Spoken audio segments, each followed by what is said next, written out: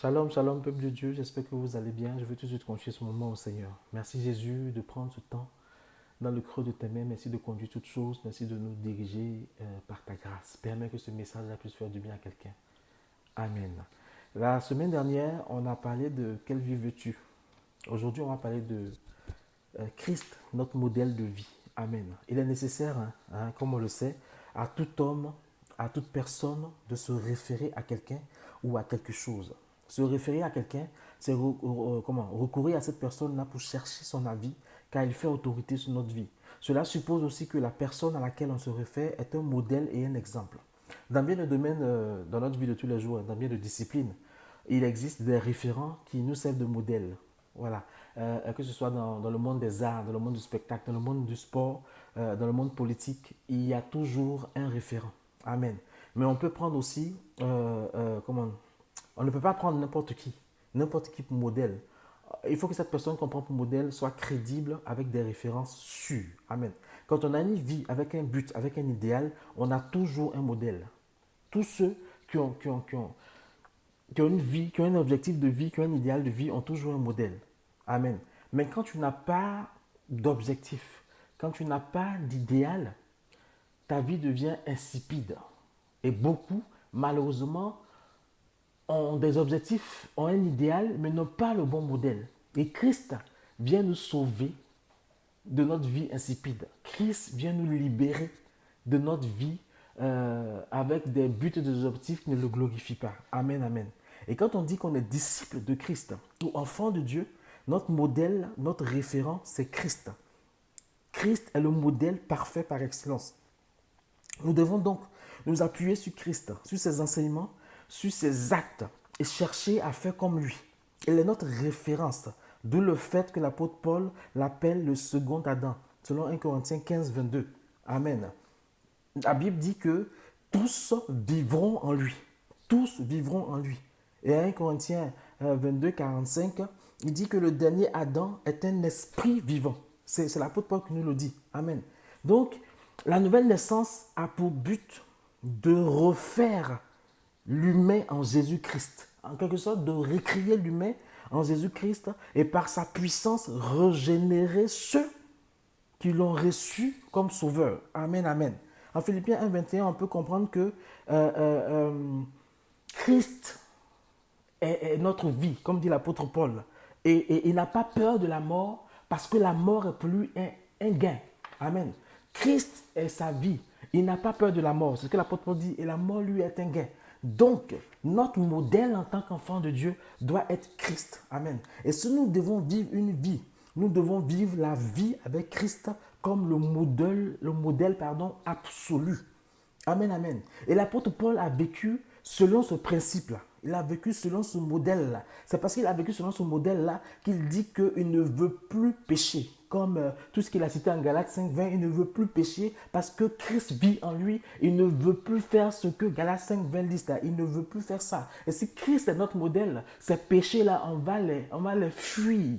Et on va, au fur et à mesure, ne plus avoir envie de les faire. Amen, amen. Et l'apôtre Paul a enseigné aux chrétiens à faire autant que lui. Amen. En 1 Corinthiens 11, 1, il dit d'imiter Christ. Lui-même, il est imitateur de Christ. Il veut qu'on l'imite parce qu'en l'imitant, on limite Christ. Donc, si Christ est notre modèle, on doit l'imiter. En Éphésiens 2, 10, il nous rappelle que nous sommes l'ouvrage de Christ, chacun d'entre nous. Amen, amen. Nous devons donc vivre selon les principes du modèle spirituel qui ont précédé à la vie de Jésus, homme. On doit vivre comme Jésus a vécu. Jésus aurait pu venir juste et puis aller à la croix. Mais s'il est né et qu'il a grandi et qu'il a fait 3 ans et demi de ministère, c'est parce qu'il voulait nous donner le chemin, il voulait nous donner des principes, il voulait nous montrer comment vivre en tant qu'homme sur cette terre-là et haïr le péché. Il doit être notre modèle. Amen, amen. La vie de Christ même nous montre les différentes étapes du parcours du disciple. Amen. Quand on lit Luc 1, 35, on comprend que de la même manière que Christ est né miraculeusement, c'est de cette même manière que la nouvelle naissance est miraculeuse, puisque c'est par l'opération du Saint-Esprit.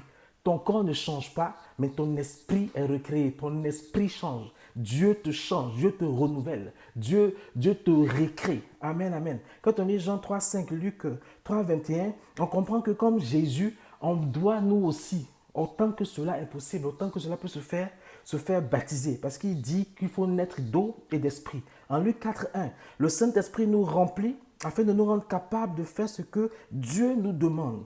Sans le Saint-Esprit, on ne peut pas faire ce que Dieu nous demande. C'est pour cela que, avant même que il y ait l'effusion du Saint-Esprit, il y a l'effusion de l'Esprit sur les disciples, Jésus a soufflé sur eux pour que l'Esprit, pour qu'ils reçoivent l'Esprit pour leur ouvrir l'intelligence, pour qu'ils comprennent les Écritures, et afin que quand l'effusion viendra, ils soient prêts à être des témoins. On ne peut pas être témoin de Christ sans le Saint-Esprit. Amen, amen. C'est avec le Saint-Esprit qu'un enfant de Dieu peut être amené dans le désert de la tentation comme Jésus et vaincre les tentations. Amen. Et vaincre les tentations. Sans le Saint-Esprit, tous les déserts dans lesquels tu vas passer là, tu vas tomber. Mais avec le Saint-Esprit, tu vas sortir vainqueur. Notre modèle est Christ. Et si notre modèle est Christ, les déserts seront là pour nous former. Même quand on prend un désert que Dieu n'a pas prévu pour nous, enfin, Dieu n'a pas prévu pour nous, c'est pas ce que je veux dire. Mais même quand nous-mêmes, par notre faute, on se retrouve sur un autre désert, le Saint-Esprit étant là, on va en sortir vainqueur. Christ, notre modèle. Amen, amen.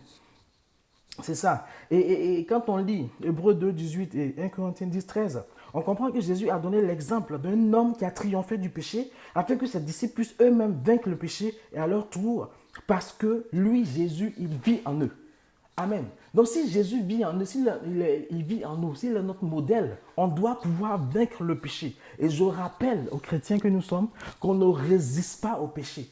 On fuit le péché, mais on résiste au diable. On contre-attaque contre le diable, mais on fuit le péché. Amen. Tu ne peux pas être dans une chambre avec une fille nue et dire que tu vas résister. Mon frère, tu vas tomber. Fuis. Amen. Fais comme Joseph. Sors de la chambre. Fuis. Amen. Et c'est très important. Et quand on lit Hébreux 4.15, on comprend que Jésus-Christ nous comprend tellement qu'il compatit à nos faiblesses. Et il nous comprend. Il comprend la faiblesse qu'on peut avoir. Donc, il est là pour nous aider. Il est là pour nous fortifier. Il est là pour nous soutenir tant qu'il est notre modèle. Tant qu'il est notre Seigneur, tant qu'il est notre Maître. Amen, amen. Et quand on lit Romains 6, 14, on comprend que le péché n'a pas de pouvoir sur nous. Le péché ne peut pas nous envelopper si facilement parce que Christ est en nous et qu'il est notre modèle. Amen. Christ a investi dans une piété profonde que nous devons nous-mêmes bien imiter. Si Christ est ton modèle, imite son exemple de piété. Jésus doit être notre référence en toutes choses. En toutes choses. Luc 6, 40. Parvenir à être comme le Maître. Il faut qu'on parvienne à être comme le Maître. Romains 8, 9. C'est le fait d'avoir l'esprit et la forme de pensée de Christ. C'est ça qui va faire que le disciple peut reproduire l'exemple de son Maître. Amen. Philippiens 2, 5. Penser comme Christ. Avoir les sentiments qui étaient en Christ. Cela nous amène à comprendre la nécessité de la repentance. On ne peut pas ressentir les sentiments de Christ. On ne peut pas penser comme Christ si on ne connaît pas la repentance. Métanoïa. Voilà, ce processus-là qui est la transformation de notre mentalité et de la manière de voir les choses. Ça transforme notre raisonnement, ça change tout. Ça nous donne de comprendre les choses autrement, comme Dieu veut. Ça nous donne de faire ce demi-tour-là, de partir avec Christ. Parce que pour avoir les sentiments qui étaient en Christ, il faut connaître la repentance et la véritable. Amen, amen. L'Esprit de Dieu, par son action dans nous, dans le disciple, dans le chrétien, le rend de plus en plus conforme et semblable à son Maître. L'Esprit de Dieu nous pousse à tendre vers la perfection comme notre Maître Christ est parfait. On ne sera pas parfait sur cette terre, c'est vrai. Mais on tend vers la perfection, on va tendre vers la perfection. C'est notre objectif, c'est notre idéal. On veut ça parce que notre modèle nous y pousse. Il est parfait. Alléluia.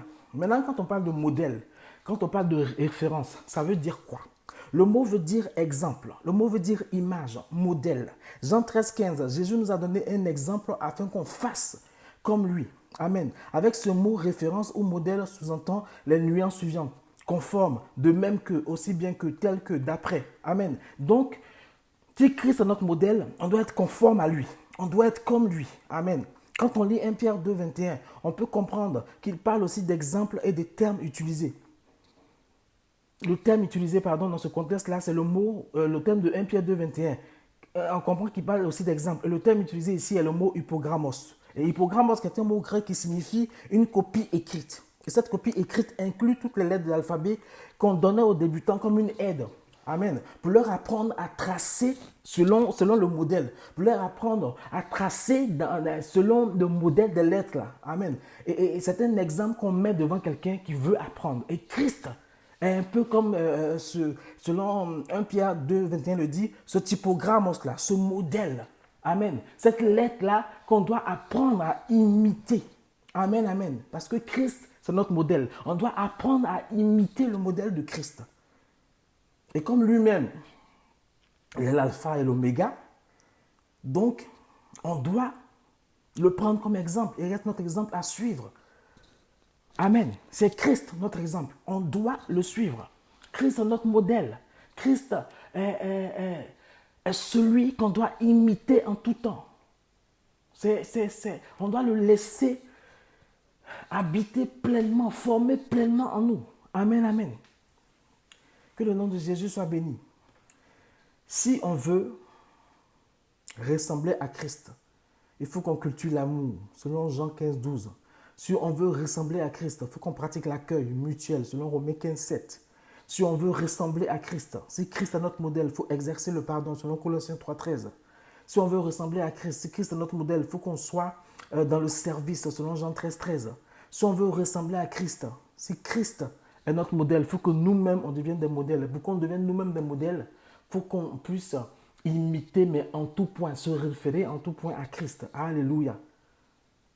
Être un modèle, ce n'est pas forcément synonyme de vouloir créer une impression, de vouloir, montrer juste une apparence. Non. Être un modèle, c'est s'évertuer à marcher dans les traces de Christ. C'est s'évertuer à faire comme Christ pour que les autres puissent voir en nous que nous sommes disciples de Christ. Amen. La Bible dit que on a appelé pour la première fois à Antioche les disciples chrétiens parce qu'ils faisaient tout comme Christ. Il faut que quand on nous voit, on voit Christ. Amen. La dernière fois, on a vu quelle vie veux-tu? As-tu la vue? As-tu la vie que tu veux? Aujourd'hui, c'est notre modèle doit être Christ. Donc la vie que je veux doit être calquée sur la vie de mon modèle qui est Christ. Que le nom de Jésus soit béni. Et je prie que ce message-là puisse te fortifier, te faire du bien. Et que toi-même tu puisses aussi en retour le partager si ça t'a plu. N'hésite pas, hein, si tu veux qu'on prie, qu'on parle. Tu as le WhatsApp, tu as le Facebook, tu as le numéro. N'hésite pas à nous contacter. Sois béni, sois béni, sois béni et à très bientôt.